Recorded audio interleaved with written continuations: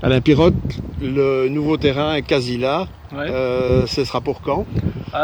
Donc ils installent la date finale doit être, le 15 septembre, mais je pense qu'ils seront prêts avant, puisqu'on va livrer le tapis et le poser après le week-end du 15 août. Donc ça s'annonce bien. Si le temps le permet, tout devrait être installé en une semaine, donc la semaine après le 15 août. Donc, après on installe tout ce qui est grillage de protection, etc.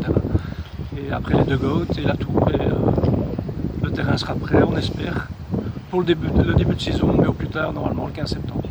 Alors ça fait un terrain mouillé pour combien de membres? Alors actuellement nous sommes à peu près 850 membres, donc les deux terrains sont largement suffisants. On espère avoir évidemment, grâce à ces deux terrains, de nouveaux membres. Donc là, le club va continuer à grandir comme il a fait ces dernières années, avec de nouveaux membres. Après, évidemment, il faudra le projet du clubhouse, que nous allons commencer à remettre début septembre. Nous rencontrons la commune pour leur présenter un projet que nous avons mis en place, pour voir comment on pourra financer et comment on pourra installer ce clubhouse. Ce terrain permettra d'organiser des compétitions internationales. Oui, il aura l'homologation FIH, donc on pourra effectivement, si la fédération le souhaite, organiser des matchs internationaux ici.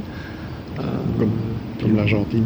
Puis comme on avait fait à l'époque pour l'inauguration du nouveau terrain, du premier terrain, on avait fait Belgique-Argentine qui avait eu un très gros succès à l'époque. Donc nous on est effectivement prêts à faire des matchs internationaux. Il faut voir évidemment si les conditions le permettent, etc. Puisqu'il faut quand même des infrastructures au niveau tribune, etc. importantes pour mettre un match international en place. Mais on est ouvert évidemment à toute demande de la fédération. Et le club lui-même, les deux équipes premières seront reparties sur base de joueurs, de joueuses du club.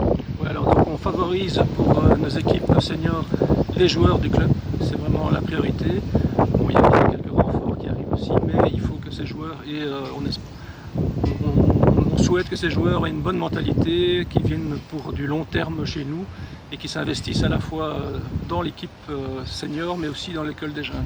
C'est très important pour nous qu'on puisse compter sur ces gens sur du long terme et pas sur